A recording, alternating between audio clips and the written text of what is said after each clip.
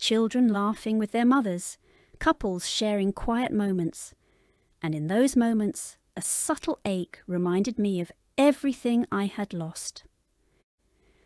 One rainy Tuesday, I received a message from Isaac. "Mum, we understand if you don't want to come back, but we need to talk, please." I stared at the screen, the words heavy on my chest. It was tempting to respond, to let a lifetime of hurt be resolved in a few messages, but I remembered the years, the birthdays they skipped, the heart attacks they ignored, the endless sacrifices that went unnoticed. I didn't respond, I couldn't. Their words, polite as they were, could never erase the decades of neglect. That night I sat by the window, the city lights reflecting on the rain-soaked streets. I thought of my children, not with anger, but with a quiet sadness. How had it come to this? How had the very people I gave my heart to become strangers, indifferent to my pain? I allowed myself to cry softly, like a woman finally releasing a lifetime of silent suffering. Yet there were moments of light. Hope continued to be my anchor. She encouraged me to explore more of Dallas, to join social clubs, and to meet people who truly cared. Slowly I started painting with more intensity, pouring all my emotions, grief, anger, hope, and joy, onto the canvas. Each brushstroke was liberation, each colour a testament to my life being reclaimed. Mr. Harrison became a quiet companion. He never pressed, never judged. We shared afternoons talking about old books, past lives, dreams we had postponed. There was comfort in knowing someone could see me as I was, not as the invisible mother my children had reduced me to. One afternoon, while sipping coffee in Hope's garden, I reflected on the woman I had been. 40 years of sacrifice, 40 years of being invisible to the people I loved most, and yet I had survived. I had survived, and now, at 66, I was learning to live for myself. It was terrifying and beautiful at the same time. And yet, even in this new life, the past lingered. Sometimes I woke up from dreams of hospital beds, echoes of my children's laughter twisted into mockery, reminding me of all the times I had been alone, even when surrounded by those who should have cared. I realized that freedom did not erase memory. It merely gave me the power to decide how to live with it. So I wrote in my diary, "I am free, yet the shadows of my past remain. They will not control me, but I must acknowledge them. Each day I choose myself. Each day I reclaim the time and love that was denied to me." That evening, Mr. Harrison called. "Cecilia, I hope you don't mind, but I thought you might like some company. There's a small concert in the park, just music, no obligations." I smiled, a real smile, the kind that comes from the heart. "I'd love that," I said, and for the first time in decades I felt the delicate balance of joy and sorrow, the bittersweet taste of a life rebuilt from pain. This was my new reality. A life full of freedom, yet intertwined with memories of neglect. I was learning that happiness and sorrow could coexist, that strength could emerge from heartache, and that at 66 it was never too late to become the person I was always meant to be. Part 18. Shadows of the past and the strength of today. The mornings in Dallas had begun to feel like a gentle ritual. I woke with the sun casting golden threads across Hope's garden, the jasmine and roses filling the air with their sweet perfume. Yet even amid this beauty, there was a quiet weight I carried. It was the memory of 40 years of being unseen, of sacrifices taken for granted, and of children who measured my worth not in love, but in convenience. One morning I received a phone call from an unknown number. Hesitant, I answered. "Cecilia?" the voice asked, trembling slightly. It was Mila. "Mom, I know we were wrong. I know we hurt you. Can we see you? Please, just for a moment." My heart wavered. For a moment I remembered the little girl who used to cling to my skirts, the boy who once promised he would never leave me alone. Then I remembered the hospital, the birthday parties, the abandoned cries. I can't," I said softly. "Not yet. Maybe someday, but not now." Hanging up, I felt a strange mixture of relief and sorrow. Relief because I was not obliged to forgive yet. Sorrow because a part of me still yearned for the family I had lost, not the indifferent adults, but the children I once knew. I walked into the garden, brushing my hands over the lavender plants, feeling their delicate leaves against my skin. "This is my life now," I whispered to the wind, "and I will live it my way." Life in Dallas was teaching me that freedom was more than physical distance from pain. It was a mental and emotional liberation. I had started attending literature classes at the local university, immersing myself in stories of women who had fought their own battles, rediscovered themselves, and carved new paths. Each lecture, each discussion felt like a gentle push, reminding me that learning and growing were rights that no neglect could take away. One afternoon, while returning from the university, I passed a cafe where mothers and daughters were laughing over cups of coffee. The scene stirred memories I hadn't realized were buried so deep. The birthdays I had celebrated alone, the milestones I had watched from the sidelines. I paused, letting the memories wash over me. I allowed myself to cry there, silently, letting the grief seep out with every tear. A small child glanced up at me and smiled, and for the first time I felt that even strangers could offer comfort where family had failed. Mr. Harrison became a quiet companion during these days. He never rushed me, never offered advice unless I asked. One evening, as the city lights flickered on and the streets buzzed with life, he said, "Cecilia, it's incredible how you've transformed your life in such a short time. You've found a strength most people discover only after decades of struggle." I smiled, a mixture of pride and sorrow in my eyes. "I didn't know I had it," I confessed. "I spent so many years giving pieces of myself away, believing that love and duty were the same. Now I know they aren't. And maybe, just maybe, I'm finally whole." Yet, even as I rebuilt my life, shadows from the past crept in unexpectedly. One afternoon, as I was preparing to paint a new canvas, I received a message from Benjamin. "Mom, we went through the letters. We understand now. We are sorry for everything. Please, consider seeing us. We need your forgiveness." I set the message aside. My hands trembled not with anger but with the awareness of the delicate power I now held over my own life. Forgiveness was not a duty. It was a choice, and I would not allow the past to dictate my emotions or my future. That evening, Hope and I walked through a quiet park. "Cecilia," she said, gently taking my hand, "do you ever feel lonely, even with all that you've accomplished?" I thought about it. Yes, there were moments, fleeting shadows that whispered of family lost, but those moments were smaller than the life I had gained. "Sometimes," I admitted, "but the loneliness is tempered with freedom, and freedom, my dear cousin, is worth more than any empty promises I've received." Weeks turned into months. My art flourished, each painting telling a story of pain transformed into beauty. I joined a local book club, my voice now confident, sharing thoughts I had long kept buried. Mr. Harrison became a friend I could rely on, a gentle presence in my mornings and evenings, and every day I awoke with a quiet joy, knowing that each decision I made was for me alone.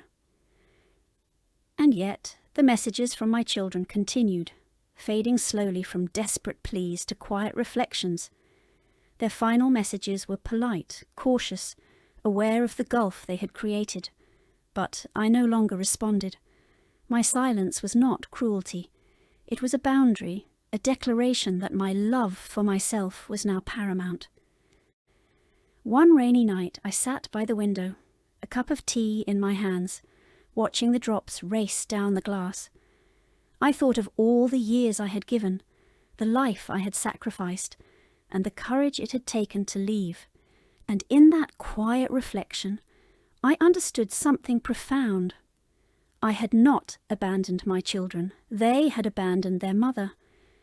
And in leaving, I had reclaimed not just my dignity, but my soul. Writing in my diary, I put down words that carried the weight of decades. Today, I celebrate the courage it took to choose myself. Today, I honour the woman I was, the woman I am, and the woman I will continue to become. The past may linger, but it no longer defines me. I am Cecilia. I am free, and that is enough. As the city slept, I closed my diary and felt a deep, serene satisfaction. Life would always bring challenges, memories, and moments of sorrow. But now, I faced them not as a woman broken by neglect, but as one who had discovered her own strength, and in that there was a profound beauty that no past could ever take away. Part 19. Echoes of yesterday, strength for tomorrow. The mornings in Dallas were no longer just quiet beginnings. They had become sacred rituals. I woke to the soft hum of the city outside, the golden sunlight spilling through the curtains, painting patterns across the lavender-scented sheets. There was a freedom in waking without obligation, without the weight of ungrateful eyes watching my every move. Yet, freedom came with its own kind of confrontation, the echoes of a past that refused to remain silent. One Tuesday morning, I received an unexpected visitor. A courier handed me a small package with no return address. Curious, I opened it to find a bundle of photographs, old, faded, each capturing moments I had long tried to forget. My heart ached as I saw images of my children as babies, playing in the yard, their laughter immortalized in time. For a brief moment, nostalgia threatened to sweep me away. But then, I reminded myself, those moments belonged to the past, and the people in those photos were no longer the children I had nurtured. They were strangers shaped by choices that had wounded me deeply. Determined not to let sadness take hold, I placed the photographs in a drawer and turned my attention to the present. My painting class awaited, and with it a world where my voice mattered, where my eyes sparkled not because of approval, but because of self-expression. Each brushstroke on the canvas was a declaration: I am here, I exist, and my life is my own. As the weeks passed, I noticed subtle changes in myself. I walked taller, spoke with more certainty, and laughed without hesitation. Dallas had offered me not just a new city, but a new identity, a life where my worth was not measured by the attentions of ungrateful children, but by the choices I made for myself. Yet the past never completely vanished. Messages from my children had slowed from desperate pleas to polite curiosity. I read them once, silently acknowledging their words without responding. They were learning, slowly, that my love for myself could not be bargained for, and that respect was earned, not demanded. One rainy afternoon, Mr. Harrison and I attended a local community event. He had become a friend, a confidant, someone whose presence reminded me that companionship could exist without compromise. We watched the seniors dancing, sharing stories and celebrating life. I realized that I, too, belonged in this world, not as a mother defined by others' neglect, but as Cecilia, a woman reclaiming her time, her dignity, and her happiness. Later that evening I returned to Hope's home, where she had prepared a modest dinner. Over homemade soup and warm bread, we talked about everything: the markets we had explored, the parks where I had met new friends, the local theatre where I had enrolled for storytelling workshops. Hope's eyes sparkled as she said, "Cecilia, you've transformed not just your life, but everyone around you.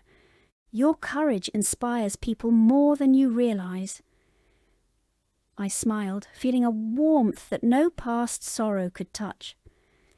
"It's not courage alone," I replied softly. "It's necessity. I realised that I could no longer live a life dictated by the indifference of others. I had to create my own meaning, or risk disappearing into the shadows of what should have been. Yet even in this newfound peace, reality sometimes struck sharply. One evening, as I returned from a book club meeting, I found another message from Isaac. "Mum, we've been reflecting. We understand now. Can we meet? We just want to see you." I sat with the message in my hands, heart fluttering, not with longing, but with the memory of 40 years of unmet expectations. For a fleeting moment, I wondered about forgiveness. Could I offer them a chance to witness the woman I had become, to see the life they almost stole from me? But the answer came quickly. Forgiveness was not a reward. It was a choice, one I was not yet ready to grant. I typed a short reply, careful and measured. "I am living my life fully. If you wish to reconnect, perhaps in the future. For now, please respect my space." That night I walked in the garden, the moonlight bathing the flowers in silver. I thought of all I had lost and all I had gained. I realized that grief could coexist with joy. That sorrow for the past did not diminish the beauty of the present. I had learned to carry both with grace. Days turned into weeks, and my routine became a source of empowerment. Early morning walks with friends, afternoons in painting and literature, evenings in quiet reflection. The rhythm of life reminded me that I was finally the protagonist of my own story. Dallas was not just a city. It was a sanctuary where my spirit could heal, flourish, and thrive. One Sunday, while tending to the garden, a letter arrived. This time it was not from my children, but from a local community centre inviting me to share my story with other women who had endured neglect or loss. They wanted me to speak about reclaiming dignity, about the courage to prioritise oneself, about the art of starting over. I read the invitation slowly, my fingers trembling with a mixture of pride and disbelief. For the first time, I understood that my life, every heartbreak, every act of endurance, had value beyond my own experience. It could inspire, guide, and heal others. The woman who had once been invisible in her own home was now visible to the world. And in that visibility I found a sense of purpose that no apology or regret from my children could ever provide. As I prepared for the upcoming talk, I paused in front of the mirror. My eyes reflected not the sadness of decades past, but the strength of someone who had chosen herself above all else. I whispered to my reflection, "Cecilia, this is only the beginning. You have survived the past, embraced the present, and are ready for a future that is entirely yours." And with that, I felt a calm resolve settle over me. The echoes of yesterday could linger, but they no longer controlled me. I was free, not in theory, but in every heartbeat, every decision, every smile that belonged to me alone. Part 20. Rising from the shadows. The mornings in Dallas had taken on a rhythm that felt almost sacred. Each day began with sunlight spilling into my room, washing away the remnants of fear and doubt that had clung to me for decades. I woke with a clarity that only comes after one has faced the depth of betrayal and chosen oneself over obligation. Today, however, was different. There was a sense of anticipation, an unspoken promise that the universe had something significant in store for me. As I prepared breakfast, I thought of the months behind me, the lonely hospital nights, the cold farewell of ungrateful children, and the overwhelming relief of finally taking control. I poured a cup of coffee, savouring the aroma, the warmth, the small rituals that now held meaning. In that quiet kitchen, I realised how much I had grown. No longer was I the woman who lived in the shadow of her children's expectations. I was fully Cecilia, alive, empowered, and unapologetically mine. A soft knock on the door pulled me from my thoughts. It was Hope, carrying a basket of fresh bread and fruit. Her eyes held that familiar warmth, a reminder that family could exist in chosen hearts as much as in shared blood. "Cecilia, are you ready for the talk today?" she asked. "Yes," I replied, feeling a steady excitement. "I think it's time to share my story, not for pity, not for attention, but for the women who feel invisible, for those who need to remember that their lives are theirs to live." The community centre was bustling when we arrived. Women of every age filled the room, their eyes reflecting curiosity, hope, and a silent understanding of what it meant to feel overlooked. When I stepped onto the small stage, a hush fell over the crowd. My heart thudded, not with fear, but with purpose. I began, voice steady, recounting the decades of sacrifice, the quiet pain of unappreciated love, and the moment I realised that survival wasn't enough. I had to live fully. As I spoke, I saw nods, tears, and quiet smiles. These women understood. They had felt the weight of invisible chains, and they saw, in my journey, the possibility of liberation. After the talk, a woman approached me, her voice trembling. "Cecilia, your story, it gave me courage. I've been living for everyone else, ignoring my own needs. Today I feel like I can take the first step toward myself." I held her hands, feeling the shared strength of our experiences. "You can," I said softly. "It's never too late to reclaim your life." That evening I returned home, heart light, soul renewed. For the first time I felt a profound sense of peace, not the fleeting relief of escape, but the deep, steady calm of someone who had faced their past and emerged stronger. I walked through the garden, the jasmine scent curling around me like a gentle embrace, and I reflected on what it truly meant to be free. Freedom was not just the absence of my children's neglect. It was the presence of my own choices, the ability to wake each morning with purpose, and the courage to pursue joy unapologetically. Dallas had given me a new city, a new routine, and new companions, but it was my decision, my insistence on self-respect that had given me life anew.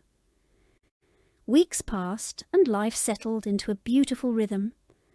I joined a book club, began painting murals at the local cultural centre, and even tried my hand at storytelling workshops for teenagers. Every interaction reminded me that A was not a limitation. It was a reservoir of wisdom, a treasure trove of experience that could guide and inspire. Then, one rainy afternoon, a message appeared on my phone. It was from Isaac. "Mum, we've realised so much since you left. We understand now, though it took too long. Can we see you, please, even if briefly?" I stared at the screen, memories of heartbreak and betrayal surfacing. 40 years of neglect did not dissolve in a single message, but instead of anger, I felt a calm resolve. I typed carefully, "I am living my life fully. If you wish to reconnect, you must understand that I am not the same woman I once was. Respect my boundaries and meet me only as someone ready to honour me as I am." The response was instant, desperate, pleading, but I remained steady. I realised that closure was not about them. It was about me. The last traces of fear, guilt, and obligation melted away. I was free, and my past could no longer dictate the present. That night I stood in the garden, the moonlight reflecting off the jasmine blossoms. I thought of the long journey from a hospital bed filled with neglect to a bus heading toward Dallas, to this moment of empowerment and peace. My life was mine. Each decision, each smile, each act of self-love was a testament to my strength. And in that silver light, I finally understood. The years I had lost to sacrifice had not been wasted. They had prepared me for this, the life I had always deserved, the respect I had always craved, and the joy I had always sought. I whispered to myself, "Cecilia, you have risen from the shadows. This is your story, your triumph, your life, and it is more than enough." For the first time in 40 years, I slept without regret, without fear, without longing for approval. I was complete, I was whole, I was Cecilia, free, empowered, and alive. 21, the life she always deserved. The mornings in Dallas had become a sanctuary. Every sunrise reminded me that life could be gentle, even after decades of chaos and neglect. I woke early, breathing in the crisp air that smelled faintly of jasmine and dew, feeling a serenity that once seemed impossible.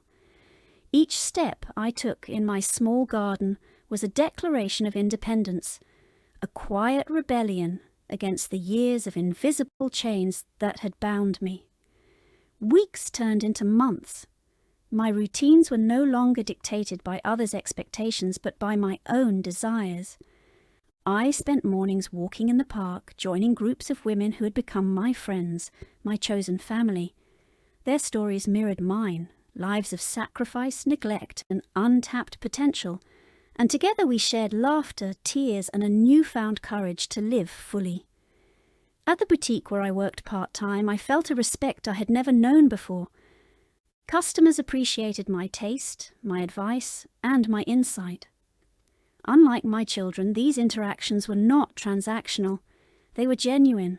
I found joy in small victories. A customer delighted with a dress I helped pick, a neighbour asking for gardening tips, a young woman confiding in me about her struggles. One evening, after a painting class that had me laughing more than I had in years, I met Mr. Harrison again. The widower had a gentle wisdom, and our conversations were a soothing reminder that connection could exist without expectation or manipulation. There was no romance, only respect, understanding, and shared enjoyment of life. "Cecilia," he said one afternoon while we watched the sunset from the community centre rooftop, "life is short, but it's never too late to live it fully. You are proof of that." His words struck me deeply. Proof. I was living evidence that even at 66, change was not only possible but beautiful. Despite my peace, the past occasionally knocked on my door. Messages from my children continued, though less desperate and more reflective. I read them silently, feeling neither anger nor sorrow. They were learning slowly that neglect cannot erase consequences. My response remained firm but gentle. "I am living my life fully. Your opportunity to be part of it will require respect, not guilt. I will not sacrifice myself for your comfort again." One sunny morning, I received a package in the mail. Inside was a photo album from my children, images of birthdays I had missed, holidays I had been absent from, milestones I had silently endured alone. My first instinct was to feel sadness, but instead I felt an odd sense of relief. The past was frozen on those pages, but it no longer had power over me. I set the album aside and smiled. My story was not in their memories. It was in the life I was building now. Dallas became more than a city. It became my canvas. I enrolled in a literature course at the university, something I had long dreamed of. I painted murals on community walls, capturing my emotions in bold colours, sharing my journey with the world in a way that words alone could not. Each day was layered with small victories, little joys, and deep gratitude. One afternoon, Hope and I sat in the garden, sipping tea. "Cecilia," she said softly, "you are radiant. I've never seen you so alive." I looked at the blooms around us, the sunlight dancing through the leaves, and I realised she was right. I was alive, not just breathing, not just existing, but thriving. Months passed, and my independence only grew stronger. I travelled to small towns nearby, explored markets, tried new cuisines, and danced freely at community events. Each adventure was a reminder that life could be colourful, even after decades of grey. I had learned that happiness was not a destination. It was the act of choosing oneself every day, in small decisions, in persistent self-respect. Then came my birthday, 67 years. Hope organised a small gathering with friends from the park, classmates from the literature course, and neighbours who had become part of my life. The day was filled with laughter, music, and genuine warmth. For the first time in decades, I felt celebrated, not for fulfilling someone else's expectations, but for simply being myself. In the quiet of the evening, as the moonlight bathed the garden, I reflected on the journey. The years of sacrifice, the pain, the neglect, they had all led me here. And here, finally, I was free. Free from guilt, free from obligation, free from the haunting fear of being invisible. I had reclaimed my story, my dignity, and my life. I whispered to myself, "Cecilia, you are enough. You are worthy. You are loved for who you are, not for what you give." And in that moment, I truly believed it. This was not just survival. This was thriving. This was the life I had always deserved, the story I had always longed to live. And I would continue day by day, painting, writing, loving, and living fully. Cecilia, complete, empowered, and free. Part bar 22. A life rewritten. The first light of dawn in Dallas had a softness I had never known in my old city. The air felt like a promise, gentle but certain, whispering that anything was possible. I stretched, feeling muscles I hadn't realised were tense for years, and smiled at the simple pleasure of waking up in a home that was truly mine. No obligations, no guilt, no invisible chains, just freedom. My days quickly filled with purpose and delight.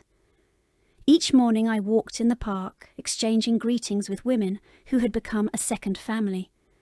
We laughed, shared secrets, and encouraged one another to explore dreams long postponed. There was a sense of belonging here that I had never felt with my own children, a bond formed not by blood, but by respect, empathy, and shared experiences. At the boutique, I began mentoring younger staff, watching them grow under my guidance, seeing their confidence bloom, reminded me of the power of experience. Unlike the superficial admiration I had once sought from my children, these moments were authentic and rewarding. My advice mattered. My voice mattered. My presence mattered. One rainy afternoon, as I sipped tea by the window, I reflected on my past, my children's neglect, the years of sacrifice, the emotional hunger. It had all been heavy, but now, with the rain tapping gently against the glass, it felt like a cleansing, washing away decades of pain. The past no longer defined me. It was a chapter I had closed, not a burden I carried. Mr. Harrison continued to be a gentle presence in my life. We shared stories, walked through gardens, and occasionally danced at community events. There was no pressure, no expectation, only mutual respect and quiet companionship. His words often echoed in my mind. Life is short, but it's never too late to live it fully.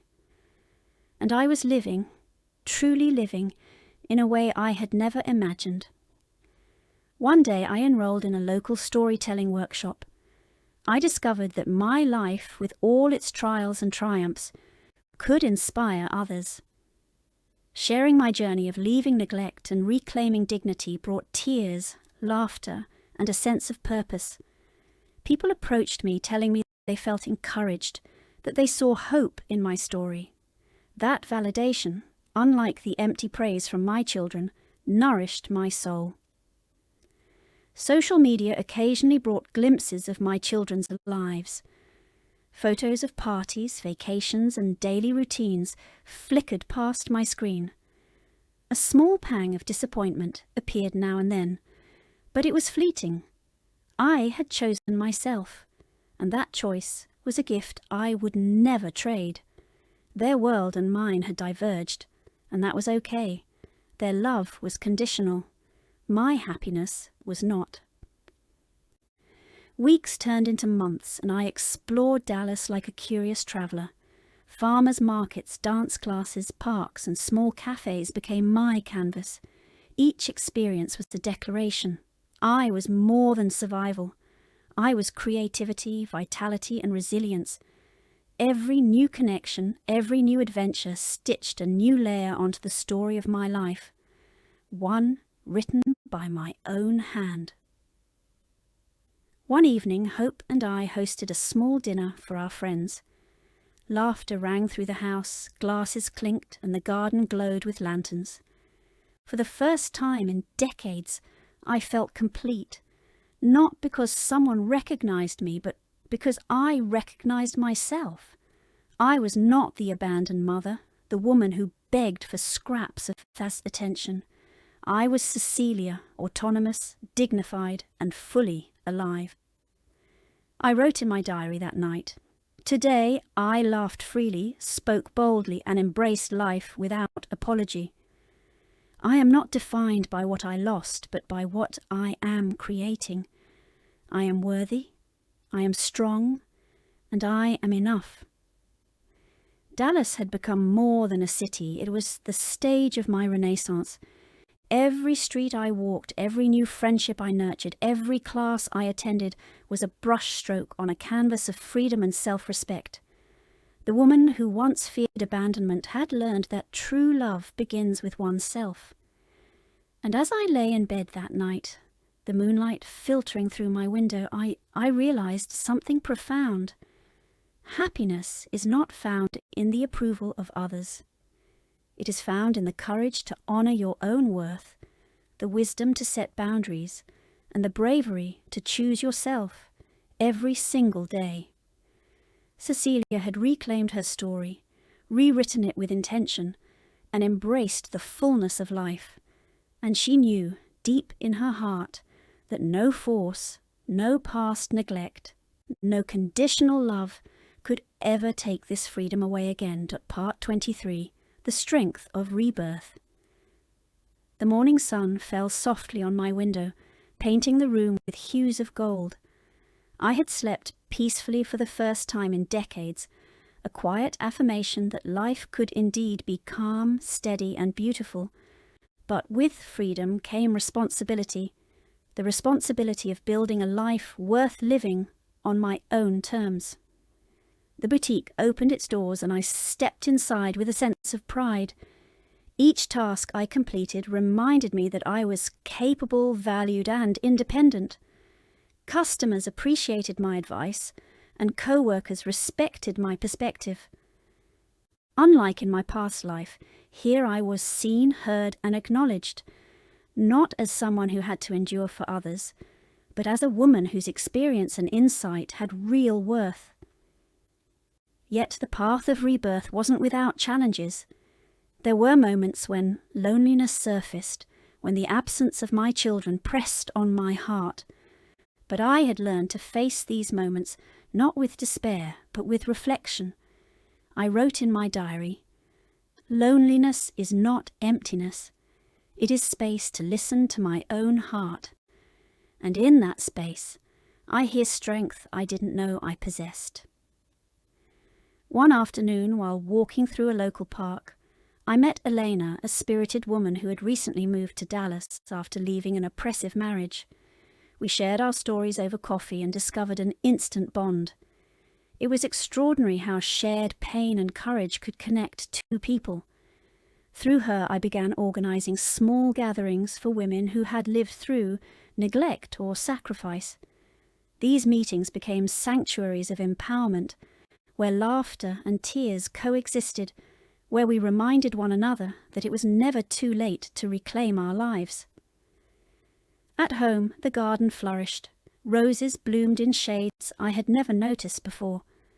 The lemon tree bore fruit, its fragrance a reminder of growth and renewal.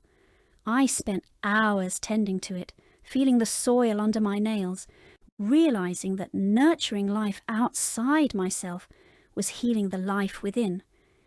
Each bloom was a testament to resilience, to the quiet power of patience and care. One evening, Mr. Harrison invited me to a small dance event at the community centre. The music was soft, the room filled with laughter and warmth. As we danced, I felt a surge of joy that was untainted by expectation. There was no pressure, no fear, no need to perform, just the simple beauty of two souls moving in harmony, sharing a fleeting moment of connection. Life also challenged me in unexpected ways. A minor health scare reminded me of my vulnerability, but unlike before, I faced it with confidence and preparation. I managed appointments, consulted doctors, and made decisions without depending on my children's empty promises. The knowledge that I could rely on myself and on trusted friends brought a quiet pride I had never experienced. One morning, as I prepared breakfast, a memory struck me, a memory of the years I had sacrificed for ungrateful children. For a fleeting moment, the old pain tried to creep in, but I gently set it aside, reminding myself that the past no longer dictated my happiness. I had chosen differently. I had chosen life, dignity, and peace. Hope and I began planning a small community project, a library corner for seniors to share books, stories, and wisdom. The project became more than a library. It became a symbol of giving back, of creating spaces where voices like mine could be heard and valued.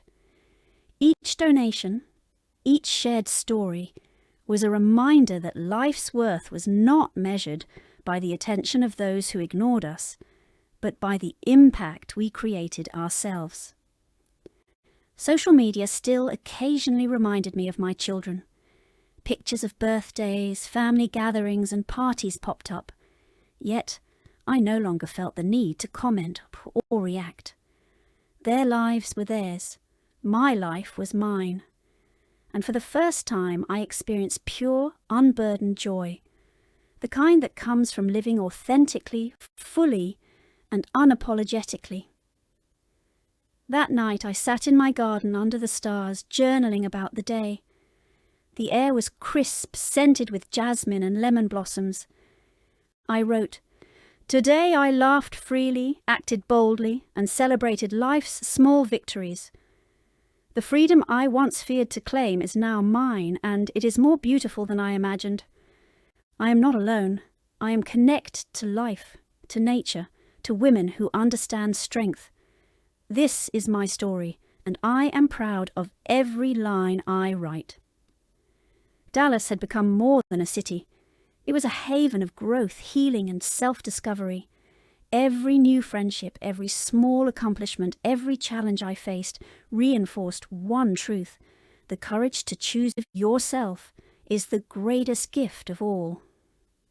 And in that moment, I realized that the woman who had once begged for attention and love had become a force of independence, compassion, and hope, radiant in her own right, unafraid to step into each new day with dignity and joy. To Part 24, The Dawn of True Freedom. The morning in Dallas broke with a soft orange glow that filled the room with warmth. I woke up with a sense of anticipation that wasn't tied to anyone else's schedule or expectations. For the first time in my life, the day was completely mine. No obligations, no demands, no guilt.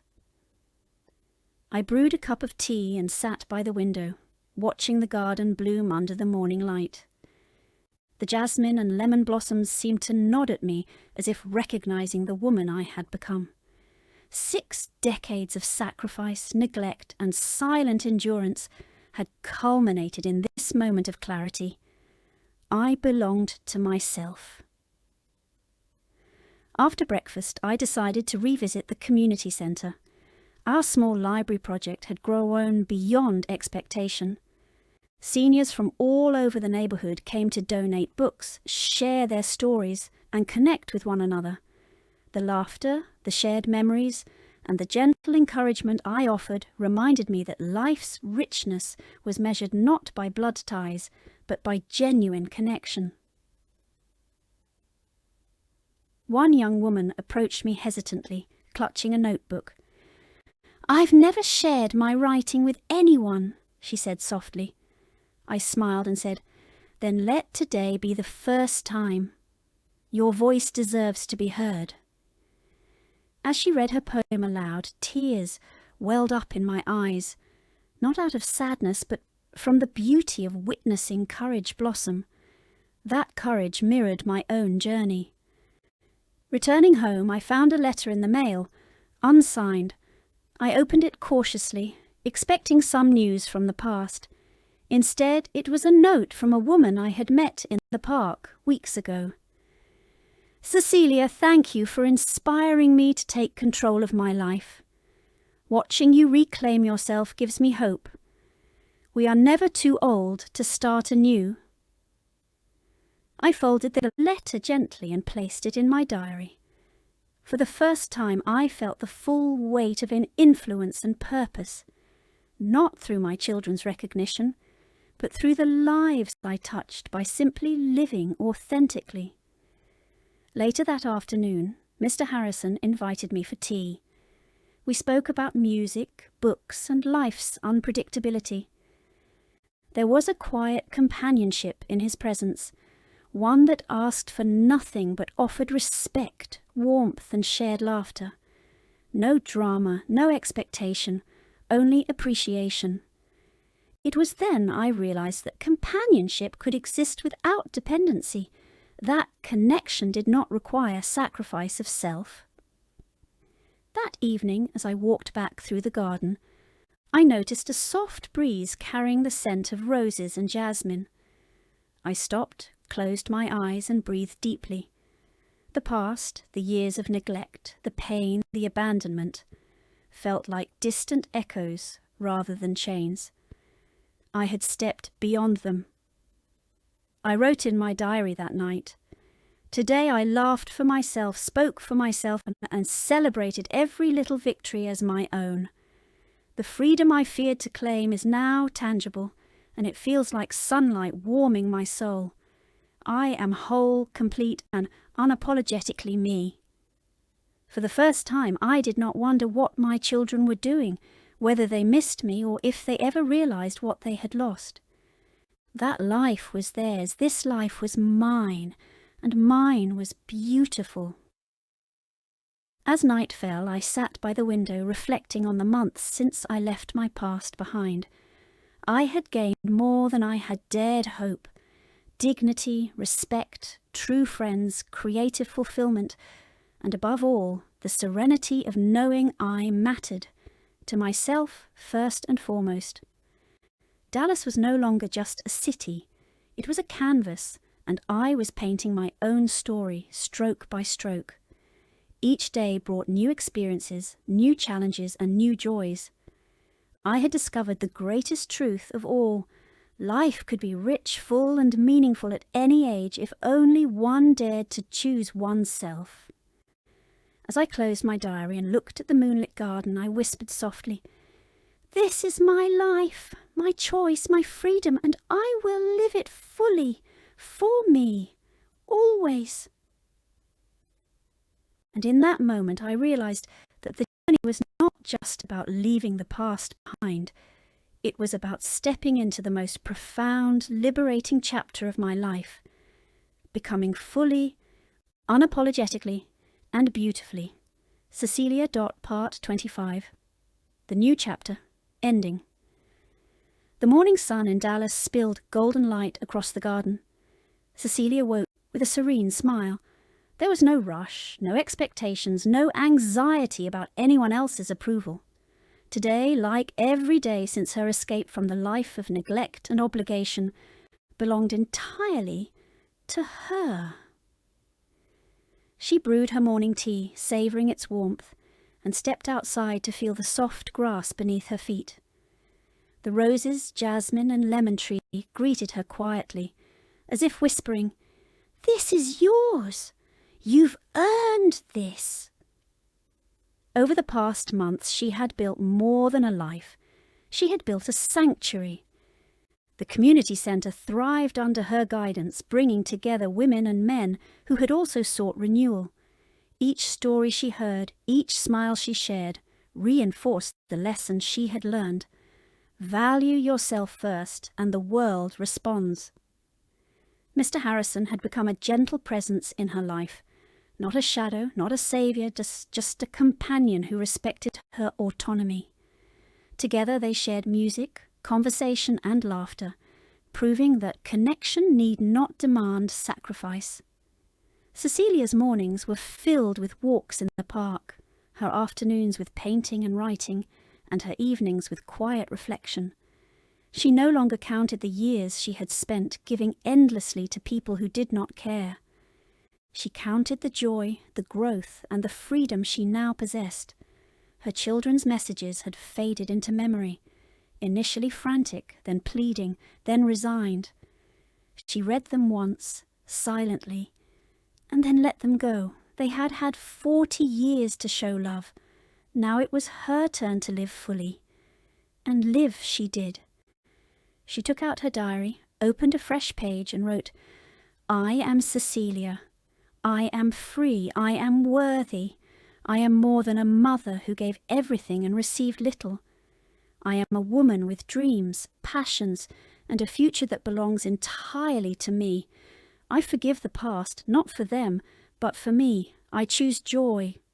I choose peace. I choose myself." That afternoon, as she walked through her garden, she felt a profound sense of completion. No guilt, no fear, no longing for approval. She had reclaimed her life, piece by piece, choice by choice. Every step she took was a declaration. "I am not defined by what others did to me, but by what I choose for myself." Cecilia knew there would still be challenges ahead. Aging brought its own difficulties, but she no longer feared them. She had learned to navigate life with courage, clarity, and dignity. She had found family in friendship, purpose in passion, and happiness in self-respect. That evening, as the Dallas sun set in fiery hues, Cecilia sat by her window with a cup of tea and a heart unburdened. The city stretched before her, a landscape of endless possibility. For the first time, she didn't dream of escaping. She dreamed of creating. She would travel, learn, paint, and live fully. She was the protagonist of her story, not a character in someone else's. She closed her eyes, inhaling the scent of jasmine and roses, and whispered softly to herself, "This is my life, my story, my freedom, and it is beautiful." And with that, Cecilia smiled, not just with her lips, but with her soul. A woman who had been abandoned, overlooked, and sacrificed had finally discovered the greatest truth. Life is richest when it is lived for oneself, unapologetically, with courage and love. The chapter closed not with sorrow, but with liberation.